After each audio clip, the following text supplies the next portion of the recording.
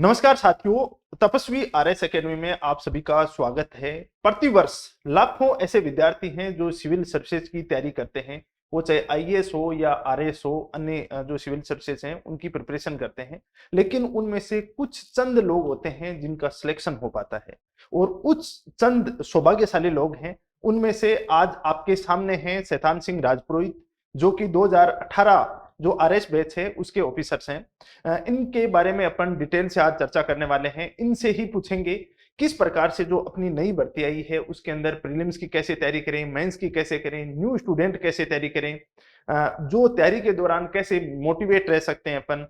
ये ढेर सारे क्वेश्चन मैं आपकी तरफ से सर से पूछने वाला हूं। सबसे पहले तो सर आपका तपस्वी आरएस एकेडमी पे बहुत बहुत स्वागत। धन्यवाद सुनील जी। आपने यहाँ बुलाया और मेरी बात रखने का मौका दिया, इसके लिए धन्यवाद। थोड़ा सा सर आप मतलब अपनी शुरुआत है, अपनी जर्नी है, उसकी शुरुआत कहाँ से हुई थी, किस प्रकार से आपके सबसे पहले दिमाग में ये बीज है वो कब बोया गया था कि मैं सिविल सर्विसेज की तैयारी करूं। उस जर्नी के बारे में आप शुरुआत से थोड़ा सा बता दें एक बार।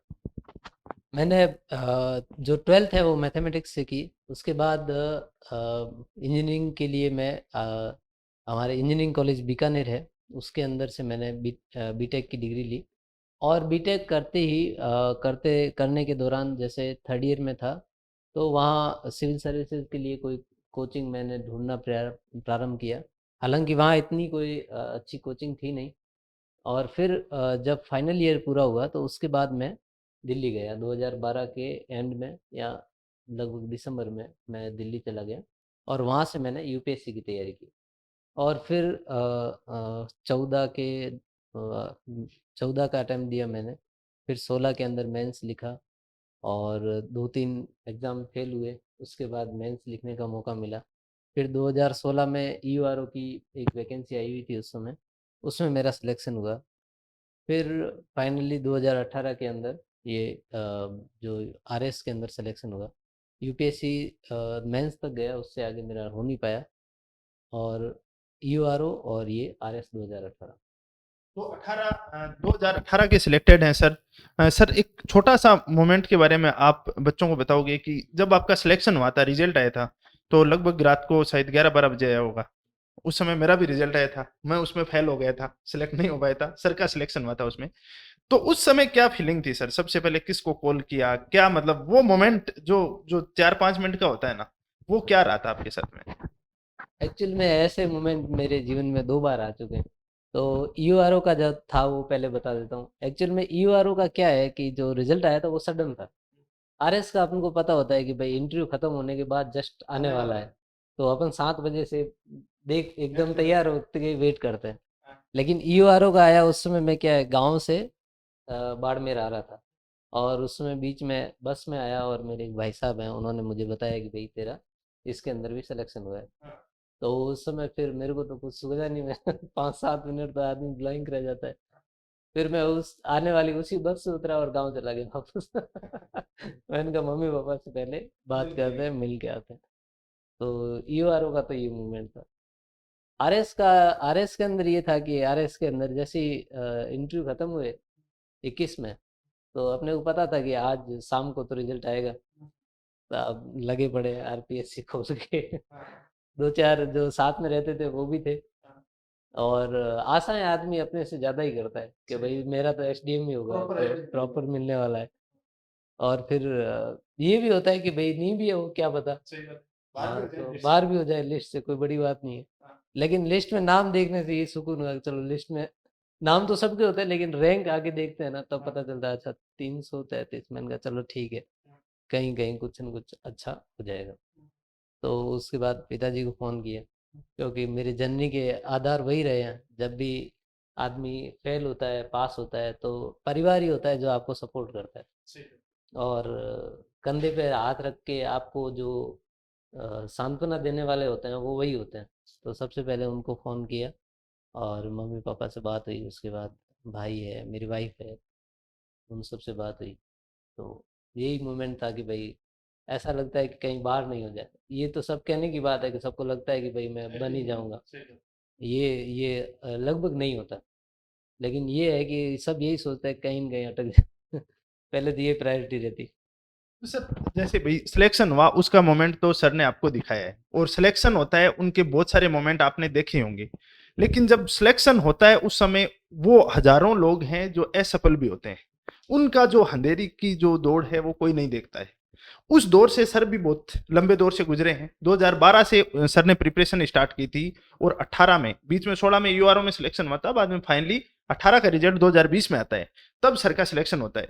इस दौरान बहुत सारी असफलताएं भी थी और उन असफलताओं को कोई नहीं देखता है, उस सफलता को देखते हैं। लेकिन इन असफलताओं के दौरान जैसे ही सर रिजल्ट आता है, फेल होते हो, उसके बाद वापस प्रिपरेशन करना बहुत मुश्किल होता है, वो एक तोड़ सा देता है एक बार व्यक्ति को। तो उस दौरान आप अपने आप को मोटिवेट कैसे रखते थे, कैसे अपने आप को इस पूरी जर्नी में जो ये 5-6 साल की आपने जो तैयारी की थी, अपने आप को फेल होने के बाद वापस उठाना और तैयारी करना, ये उन स्टूडेंटों के लिए बहुत बड़ी एक सीख होगी जो स्टूडेंट पिछली भर्ती में रह गए हों या उससे पिछली भर्ती में रह गए हों, अब की बार उन्होंने पेपर दिया हो और जो नेक्स्ट भर्ती की तैयारी कर रहे हैं। तो आप अपने आप को कैसे मेंटेन रखते थे सर कि यार मैं इस भर्ती तक 5-6 साल का दौर था, वो कैसे गुजरा था? अपने आप को मोटिवेट कैसे रखते थे? सर सही बात कहूँ तो मोटिवेशन जो नाम की चीज़ है वो 5-7 साल में मैंने ज़्यादा सुनी है। जब से ये कोटा का इंसिडेंट होने लगे हैं या फिर अपने यहाँ भी स्टूडेंट थोड़ा सा लंबी भर्तियाँ चलने के कारण जो परेशानी हुई उसके बाद थोड़ा सा ज़्यादा सुनने में आया है। लेकिन गांव देहात के आदमी है तो इतना ज़्यादा कोई मोटिवेशन की कभी आवश्यकता पड़ी नहीं। और उसमें भी मम्मी पापा है उनका बहुत ज़्यादा सहयोग रहता है हमेशा। उसके साथ मेरी वाइफ है तो 2017 से वो साथ है। तो भाई आप यहाँ जयपुर में हैं, वो आपसे दूर 5 साल तक है, तो वो भी एक उनका भी एक सपोर्ट रहता है, नहीं बिना सपोर्ट के आदमी अकेला नहीं कर सकता। तो जब आपको ये एश्योर नहीं होता कि आपकी नौकरी लगेगी कि नहीं लगेगी, आपने सब कुछ अपना दाँव पे लगाया हुआ है, आपकी शादी भी हो चुकी है, तब जो डर लगता है ना, वो डर बड़ा खतरनाक होता है। लेकिन फिर भी जो परिवार है, उनका बहुत सपोर्ट रहा कि कभी ऐसा डिमोटिवेशन जैसा फ़ील हुआ नहीं। दूसरी बात है कि एग्ज़ाम के बाद एग्ज़ाम आते रहे। जैसे 20 तक यूपीएससी दे रहा था मैं, तो 18 वाला जो मेंस दिया वो भी यूपीएससी के जस्ट बाद था। तो यूपीएससी की प्री के जस्ट 20 दिन बाद। तो मतलब ये एक साइकिल बन जाता है सर, कि आपको वो दिमाग को इतना रेस्ट करने का समय भी नहीं मिलता कि आप डिमोटिवेट भी हो पाओ। अगर आप दुःख मिटाने का समय नहीं है, अगर आप सीरियस तैयारी कर रहे हो, तो ठीक है 15-20 दिन रहता है, जब थोड़ा-सा यूँ लगता है कि यार इतनी मेहनत के बाद भी नहीं हो पा रहा, कहाँ कमी है, क्या समस्या है, तो वो सब चीज़ें रहती है, लेकिन इतना भी स्ट्रेस वाली कभी कहीं सिचुएशन रही नहीं। बहुत बड़ी बात है। सर ने बोला कि यार गाँव देहात के लोग हैं कि मोटिवेशन, डिमोटिवेशन, डिप्रेशन ये चीज़ें हैं ना, ये मतलब अभी प्रचलन में आई है, इससे पहले थी नहीं।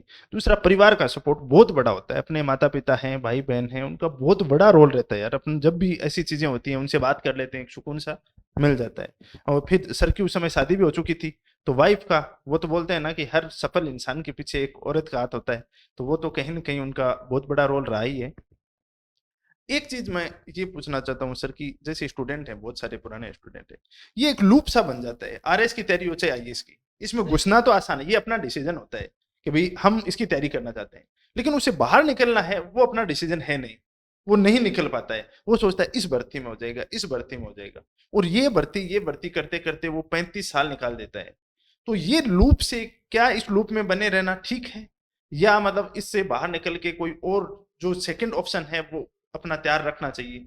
आपका क्या मानना है? आप भी इस लूप में तो फंसे थे, लेकिन इस लूप से आप निकल गए थे 18 वाले पे, लेकिन बहुत सारे साथी हैं जो इसमें फंसे हुए भी हैं, उनके बारे में आप क्या कहना चाहते हो? पूरा ये सिनेरियो आप देख रहे मेरा ये सजेशन रहेगा इसमें कि आरएएस, आईएएस और भी जितनी भी वैकेंसियाँ देते हैं, उनका एक एग्ज़ाम खत्म होता है, उसके बाद दूसरा आ जाता है, दूसरे के बाद तीसरा, और ये मामला चलता रहता है। हो। चूँकि 1000 स्टूडेंट ही सेलेक्ट होने हैं, मतलब इस बार 700 की वैकेंसी आई है, तो एससी, एसटी, जनरल सब मिला के, जो ओबीसी सब मिला के 700 लोग लेने हैं उनमें से।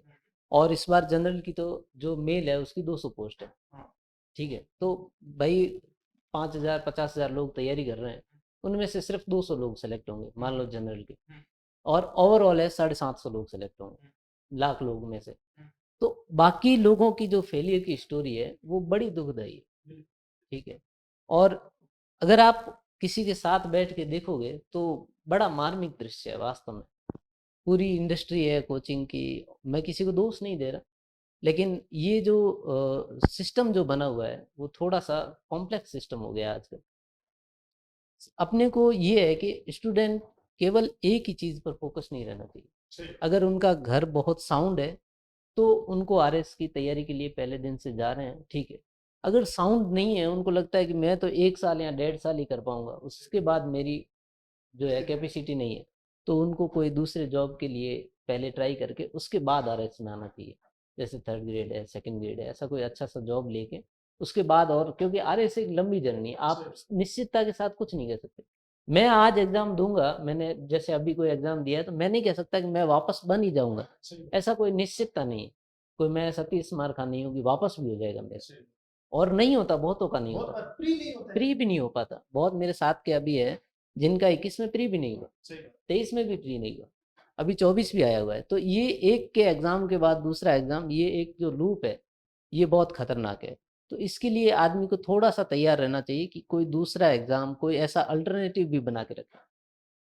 जैसे मैं हूँ, तो मैंने एग्जाम के साथ साथ एमए हिंदी में कर लिया।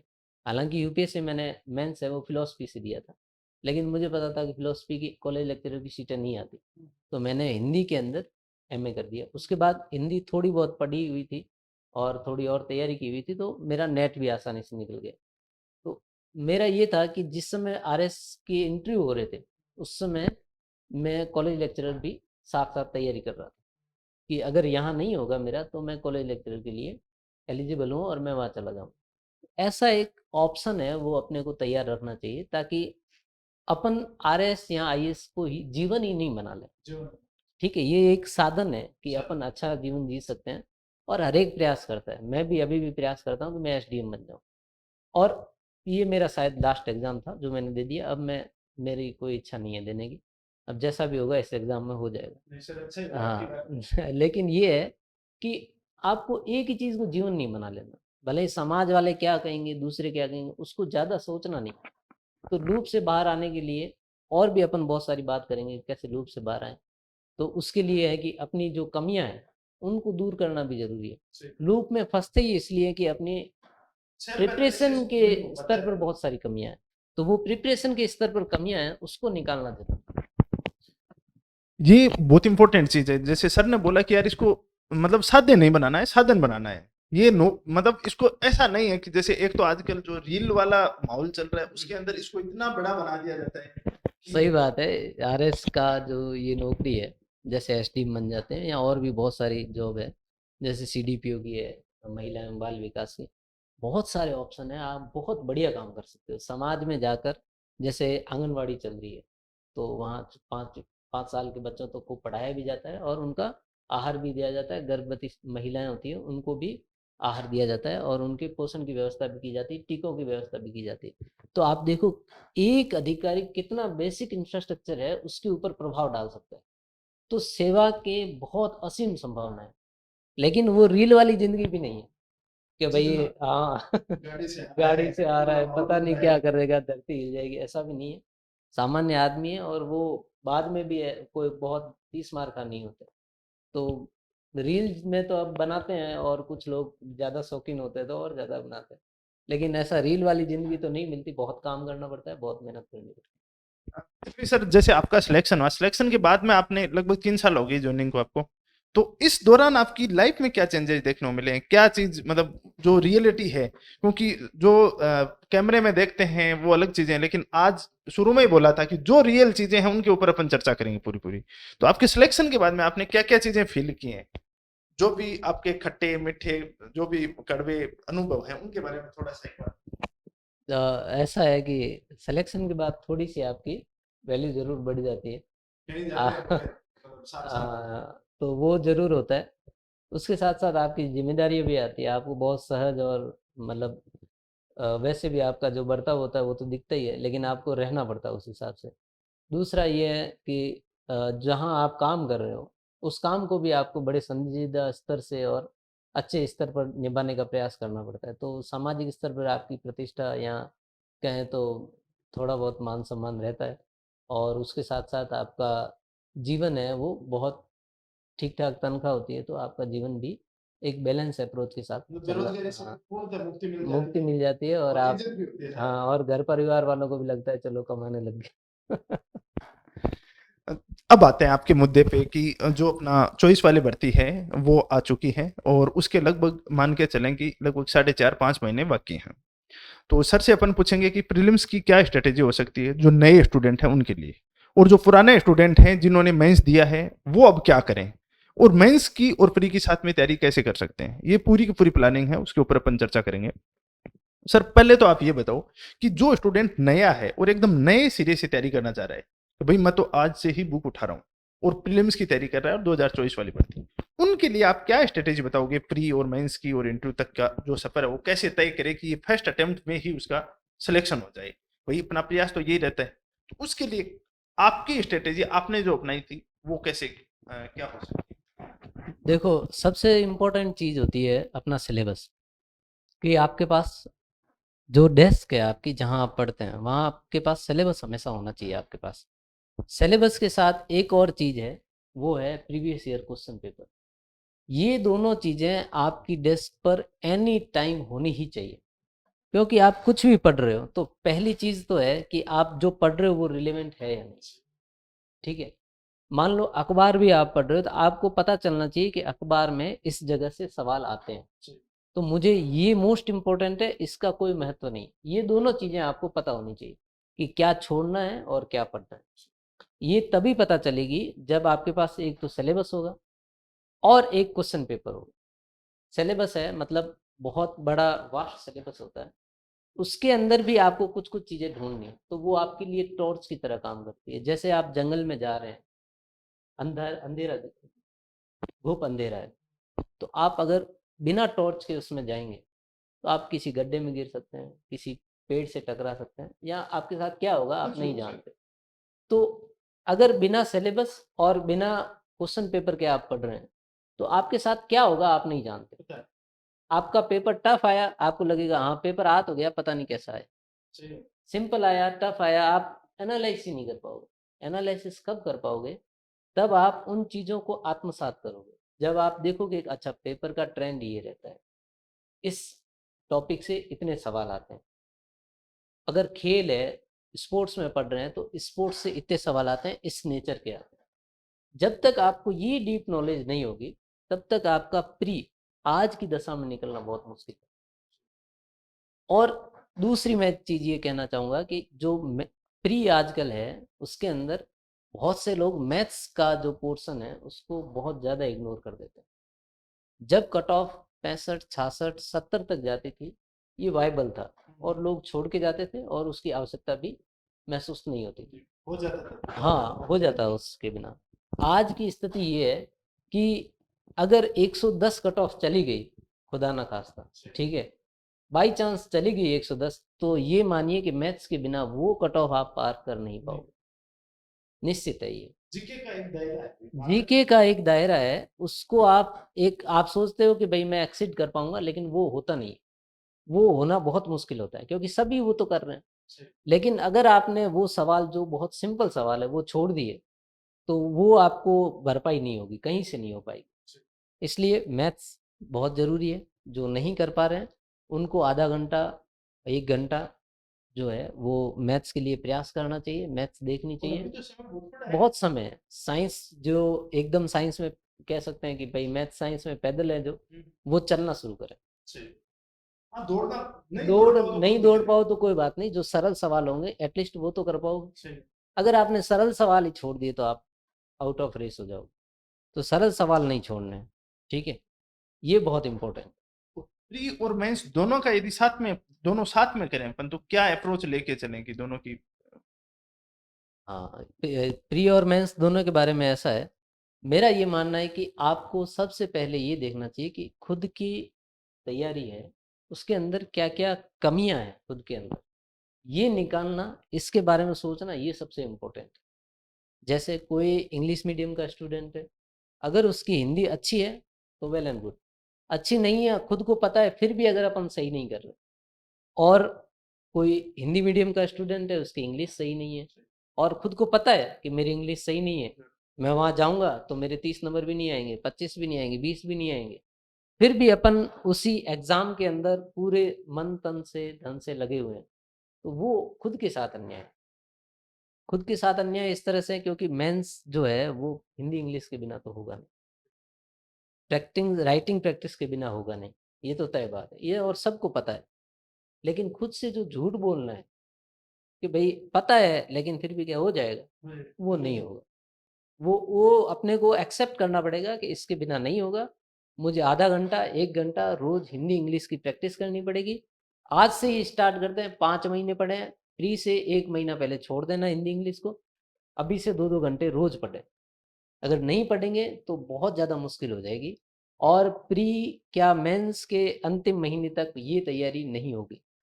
और अभी से, जैसे मेंस है, मेंस में भी 4-5 महीने का समय मिलेगा, 3 महीने का तो कम से कम मिलेगा ही। हाँ, और और 8-9-10 महीने हाँ, तक। और अभी आप मानो तो 5 महीने 4 महीने अभी है, हम्म, तो 7 महीने तो है कम से कम। हम्म, 7 महीने अगर हिंदी इंग्लिश की तैयारी रेगुलर रखें, 1 महीना और निकाल दें उसमें से, 6 महीने बहुत होते हैं।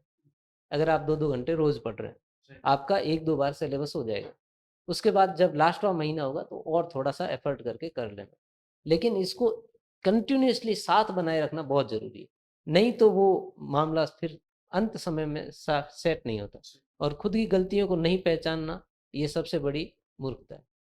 ये सर ने मतलब बहुत बड़ी बात कही है कि यार अपनी कमियां हैं वो पहचान लो, क्योंकि अपनी जो स्ट्रेंथ और अपनी वीकनेस है ना, उसके बारे में जितना अपन स्वयं जानते हैं शायद इस दुनिया में कोई नहीं जानता है। और फिर भी अपन अपनी कमियों से मुंह मोड़ रहे हैं ना, तो अपने आप के साथ धोखा कर रहे हैं। अगर ये जो ग्रुप भी बन रहा है ना सर, कि प्री के बाद मेंस फेल हो रहे हैं, मेंस के बाद लगातार कहीं सफलता नहीं मिल रही, तो इसमें कहीं न कहीं ये है कि अपन अपनी जो गलतियां हैं उनको पहचान नहीं पा रहे, और अपनी ये एटीट्यूड है कि नहीं हो जाएगा, मैं कर लूंगा, वो होने वाला नहीं है। क्योंकि आपको अगर अगर आपकी इंग्लिश गड़बड़ है तो आपको करनी ही पड़ेगी, आप भले आज कर लो, भले 3 साल बाद कर लो। कोई भी मेंस आपको इंग्लिश के बिना पार होने वाला, कोई भी मेंस हिंदी के बिना पार होने वाला नहीं, कोई भी मेंस रिटन प्रैक्टिस किए बिना पार होने वाला है नहीं। तो आपको क्वेश्चन पेपर भी लिखने पड़ेंगे, आपको हिंदी इंग्लिश की प्रैक्टिस भी करनी पड़ेगी, और 6-7 महीने 8 महीने लगातार करनी पड़ेगी, तब जाके मेंस का मामला थोड़ा बहुत सही होगा। हाँ भाई, इतना ज्यादा उतावलापन होने की आवश्यकता नहीं है कि यार 5-10 दिन तो फुल खींच के 12-12 13-13 घंटे हाँ, पढ़ रहे हैं। ऐसे भी नहीं है कि भाई आपने हिंदी इंग्लिश को 15 दिन में निपटा दिया फिर छोड़ दिया, ये निपटने वाले नहीं है, ये आपको निपटा देंगे अगर आपने इनको ढंग से नहीं निपटाया तो। इनको ढंग से निपटाना पड़ेगा, और 6-7 महीने 8 महीने एग्जाम से पहले तक, एग्जाम से पहले दिन तक पढ़ना पड़ेगा इनको, रोज 2 घंटे बस। ये कंटिन्यूटी मांगते हैं। भाई जैसे कि हम डिस्कस कर रहे थे, जैसे अपना इंटरव्यू स्टार्ट हुआ था उससे पहले ही सर के साथ डिस्कस कर रहे थे, तो यही चर्चा चल रही थी हमारी आपस में कि यार हिंदी और इंग्लिश है उसको ऐसा नहीं कि 4-4 5-5 घंटे पढ़ना है डेली, नहीं, एक एक घंटा, एक एक घंटा पढ़ लो बहुत, लेकिन निरंतरता निरंतरता उसको पीछे वाले को रिवाइज करते हुए उसको आगे आगे पढ़ते रहना। कोई कछुआ और खरगोश वाली चाल है बस बस कि वही, भाई निरंतर चलना है आपको, निरंतर आराम चलना। से डेस्टिनेशन। हिंदी इंग्लिश में निरंतर चलना है। अब प्री के अंदर जो चीजें पढ़ी वो मेंस के अंदर भी आनी है, तो प्री के अंदर उसको अच्छे से पढ़ लो, ताकि मेंस के अंदर उसकी समस्या कम हो जाए। और हिंदी इंग्लिश आपकी पहले से तैयार है, फिर आपको 4 महीने जो मिलेंगे उसके अंदर रिटन प्रैक्टिस करो, और जो मेंस का सिलेबस बच गया है थोड़ा बहुत वो कर लो। ये अपने नए वाले स्टूडेंट हैं उनके बारे में चर्चा की है, लेकिन सर जो अभी मेंस लिख के आए हैं, जैसे 23 वाला मेंस लिख के आए हैं, वो स्टूडेंट अब क्या करें, कैसे अपने आप को इसके साथ में संलग्नता रखें? कि भाई उनके साथ समस्या ये है कि बहुत सारे साथ वाले अपने आके चर्चा करते हैं कि यार तैयारी पूरी कर रखी है हमने, अभी मेंस भरा पड़ा है घड़ा एकदम से, अब पढ़ूं क्या मैं? वो अब क्या कर सकते हैं इस दौरान, इस टाइम पीरियड? देखो उसमें से बहुत सारे लोग तो एसडीएम भी बनेंगे, बहुत सारे आरपीएस भी बनेंगे, उन्हीं में से बनेंगे। और कुछ लोग होंगे जो उनमें से नहीं सेलेक्ट हो पाए, तो अपने को नहीं पता कौन सेलेक्ट होगा कौन नहीं होगा, सभी उस स्टेज पे, आज के स्टेज पे एक जैसे हैं। तो मेरी तो यही सलाह रहेगी कि भाई प्री के लिए आपने इतना सब पढ़ रखा है, तो 4-5 घंटे प्री इनफ है। उसके बाद आपको ये एनालिसिस करना चाहिए कि मेरी कहाँ गलती मैंने इस मेंस के अंदर की। देखो सबसे बड़ा रियलाइजेशन कब होता है, प्री से 15 दिन पहले आप नोट्स बना लो भले कि मैं अगली बार ये करूंगा। आदमी ये सोचता है कि मैं अगली बार ये गलती नहीं करूंगा, वो कब सोचता है, प्री से 15 दिन पहले, 5 दिन पहले, 7 दिन पहले। वो जो रियलाइजेशन होता है ना, वो बहुत बड़ा रियलाइजेशन होता है। वैसा कि वैसा मेंस में भी होता है। मेंस से भी 5-10 दिन पहले आपको लगने लगता है कि यार काश मैंने ऐसा कर लिया होता, काश मैं, मतलब ये रोज आता है, काश काश ऐसा कर लिया होता तो मेरा पता नहीं क्या हो जाता। तो वो काश जो छूट गया होता है वो सबको पता होता है, अपना अपना अपना अपना काश है, वो सबको पता होता है। तो वो वाली चीजें जो आपको उस समय रियलाइज हुई थी, वो सारी चीजें ये जो स्पेस जो आपको मिला है उसमें करनी चाहिए। ये बहुत जो सर ने बोला ना कि काश ऐसा हो जाता, कि ये एक बहुत रियल बात है कि रिग्रेट का पेन है ना, ये दुनिया का सबसे बड़ा पेन है, सबसे बड़ा दुख है कि ये रिग्रेट रहता है ना कि यार मैं ये कर लेता तो मैं आज वहां पे होता। ये चीज सबसे बुरी होती है, तो ये रिग्रेट आपको नहीं रखना है, क्योंकि आप अभी मैच दे के आए हो, तो अभी मैच दे के आए हो तो आपको ये तो फील हुआ है मैच के टाइम कि यार ये कमियां हैं, बस उन कमियों के ऊपर फोकस कर लो। हो सकता है आपका सिलेक्शन एसडीएम में ही हो जाए।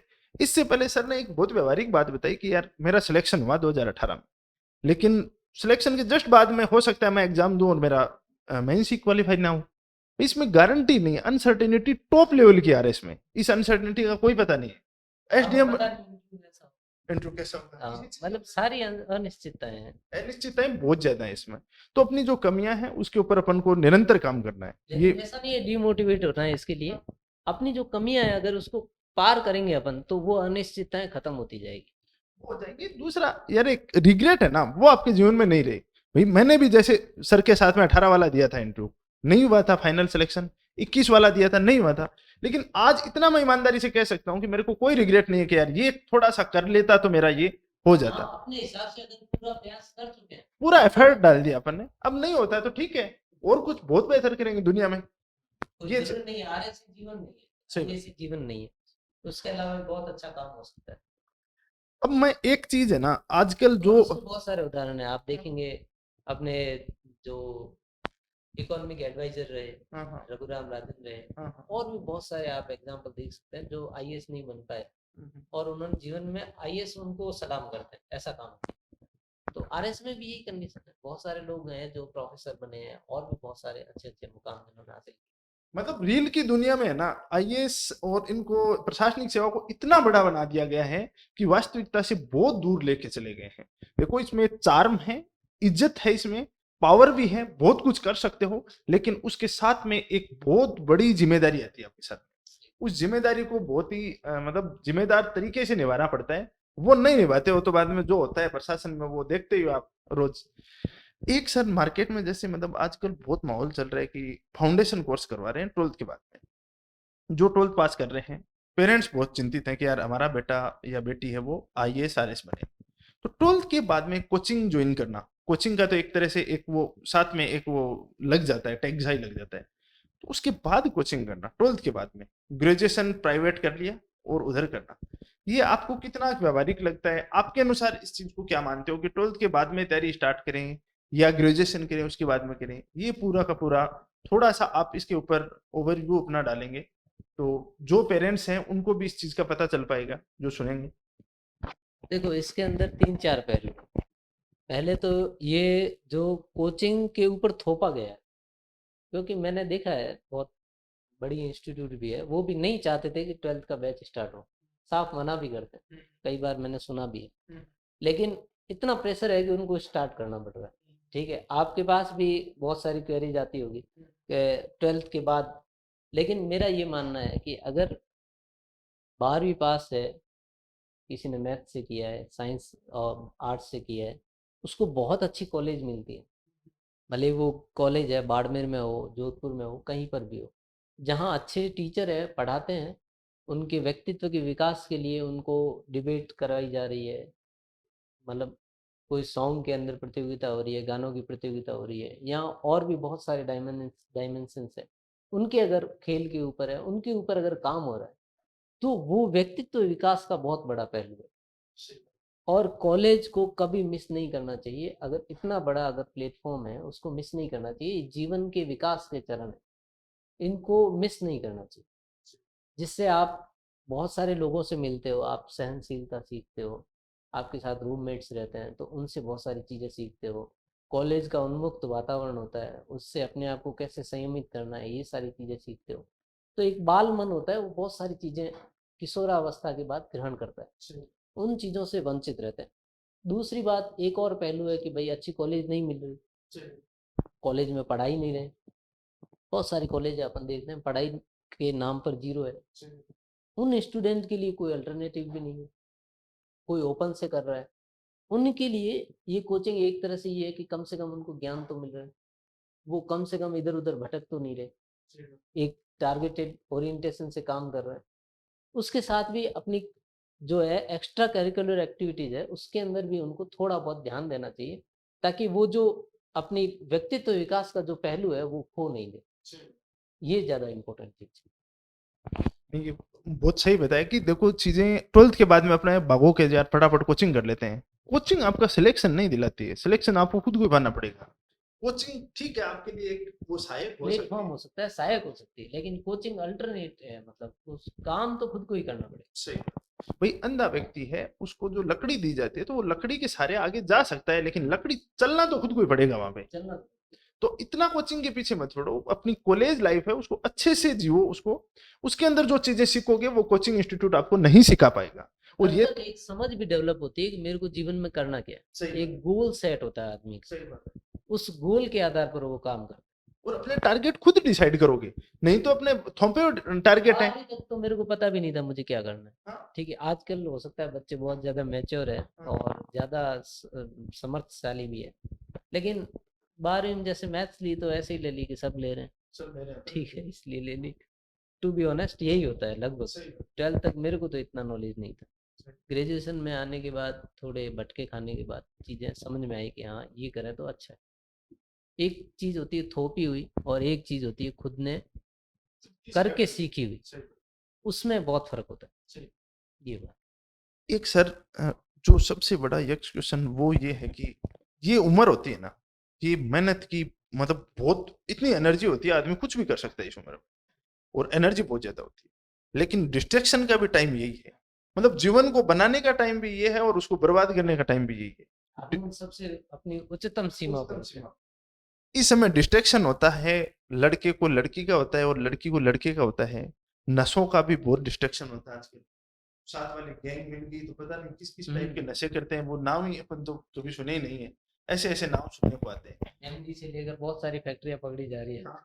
तो इन डिस्ट्रैक्शन से कैसे अपन दूर रह सकते हैं, वो चाहे आपको लड़के लड़की का हो, क्योंकि लड़के लड़की का डिस्ट्रैक्शन भी कहूँ तो मेरे को कई बार लगता है कि यार डिस्ट्रैक्शन नहीं है, लेकिन कई बार उस नशे में इतने अपन डूब जाते हैं कि अपना जो प्राइम मोटो है वो वही भूल भूल जाता है। जाते हैं, सही बात। कोई कोचिंग में आता है तो वो कोचिंग में आता है तो आईएएस बनने के, लेकिन वो बातें अपने बच्चों के ख्वाब देखने लग जाता है किसी के साथ में कि यार उसका नाम क्या रखेंगे। तो इन चीजों से सर कैसे दूर रहा जा सकता है, इस दौर से कैसे, मतलब अपन अपने आप को कैसे सहमित हो, क्या करना चाहिए? देखो आप जो बात कर रहे हो कि भाई कोई बच्चा है वो आया है कोचिंग करने या आरएस की तैयारी कर रहा है, लाइब्रेरी में पढ़ रहा है।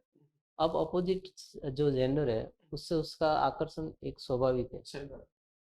लेकिन उसके साथ उसको अपने गोल का भी ध्यान रखना चाहिए कि भाई मेरे पास कितना समय है, मेरा घर कितना परमिट कर रहा है इसके लिए, मेरी उम्र क्या हो रही है अभी, मेरा सबसे इम्पोर्टेंट तो मेरा गोल क्या है, सही। आरएस को मैं कैसे पास कर पाऊंगा।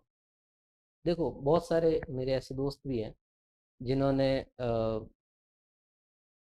मतलब ऑपोजिट जेंडर के साथ रहते हुए भी आरएस बने, ठीक है। तो मैं ऐसा कोई यूँ नहीं कह रहा कि ये आपको एकदम ख़त्म करने वाला ही मामला है, लेकिन इसके साथ साथ ये है कि आपको खुद के लक्ष्य की ओर टारगेटेड रहना है। ये कोई बहुत बड़ी बात नहीं है, ये आपको बाद में भी जो है चीज़ें अपॉर्चुनिटी मिलेगी, अच्छी मिल जाएगी।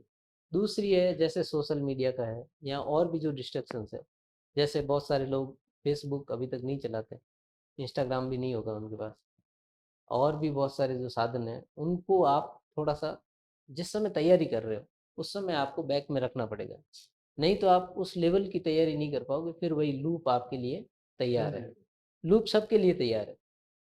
जो अपनी गलतियां नहीं सुधारेगा उसके लिए भी तैयार है, जो डिस्ट्रक्शन में फंस जाएगा उसके लिए भी लूप तैयार है, और लूप से आप निकलोगे तभी जब वो अपनी कमियां सुधारोगे, नहीं तो आप उसी लूप में फंसे हुए हो। तो ये जरूरी है आप सोशल मीडिया से तो दूरी बनाए ही बनाए, बहुत ज़्यादा ज़रूरी है। भाई वो यही बात हो जाएगी कि आए थे हरि भजन को ओटन लगे कपास, कि भाई आए तो दिल्ली में, जयपुर में, जोधपुर में आरएस बनने के लिए, आईएएस बनने के लिए, और प्रेम प्रसंग में पड़ गए पूरे के पूरे, और निकाल दिए 4 साल। घर वालों को बोले कि इतना जल्दी थोड़ी बनते हैं, टाइम तो लगता ही है इसमें।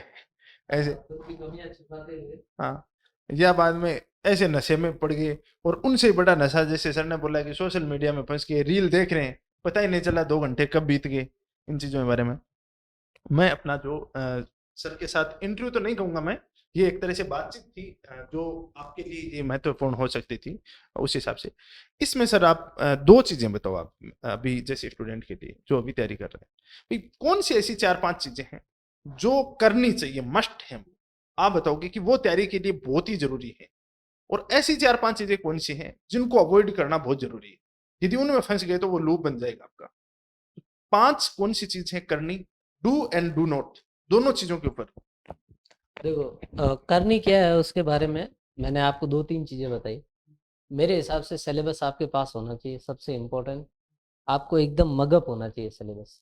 दूसरी चीज़, जो आरएस के अंदर पुराने क्वेश्चन जितने भी आए हैं, भले मेंस के आए हो भले प्री के आए हो, और आरपीएससी ने फर्स्ट ग्रेड का एग्जाम लेती है, आरपीएससी सेकंड ग्रेड का लेती है, और भी बहुत सारे एग्जाम लेती है। उनके सवाल भी आपको दिमाग में होने चाहिए कि आरपीएससी ये ट्रेंड फॉलो कर रहा है, यहाँ से सवाल आ रहे हैं, इस जगह से आ रहे हैं, एकदम आपको क्रिस्टल क्लियर होना चाहिए। ये 2 चीज़ें तो एकदम आपके मतलब होनी ही चाहिए, टेबल पे होनी चाहिए सबसे पहले। उसके बाद सेल्फ एनालिसिस, खुद को पता होना चाहिए कि मुझे मैथ्स आ रही है, नहीं आ रही है, प्री मेरा पास होगा, उसके लिए मैं हिस्ट्री में लैग कर रहा हूँ, मैं साइंस में लैग कर रहा हूँ, मैं मैथ्स में लैग कर रहा हूँ, कौन सा ऐसा सब्जेक्ट है जो मैं लैग कर रहा हूँ, ये पता होना चाहिए। और पता होने के बाद उस पर वर्क होना चाहिए। जैसे दुख है, दुख का कारण है, दुख का निवारण है, ठीक है, तो वो निवारण करना पड़ेगा। तब तक अगर निवारण नहीं करोगे तब तक दुख बना रहेगा। तो दुख को हटाने का जो बुद्ध के सिद्धांत है उन पे चलना ही पड़ेगा। तो उनके ऊपर चले बिना अपना काम हो नहीं सकता। तो ये 2-3 चीज़ें मेरे को समझ में आती है कि ये 3 चीज़ें अगर आदमी कोई कर लेगा, सिलेबस रखे, क्वेश्चन पेपर के अकॉर्डिंग पढ़े कि ये मैं पढ़ रहा हूँ, यहाँ से क्वेश्चन कैसा आ सकता है, वो अपने दिमाग में फ्रेम बनाए। तो वो जो चीज़ें होगी ना, वो एकदम आपके मेमोरी में जाके स्टक हो जाएगी। आपको बहुत ज़्यादा रिवाइज़ करने की भी ज़रूरत नहीं पड़ेगी।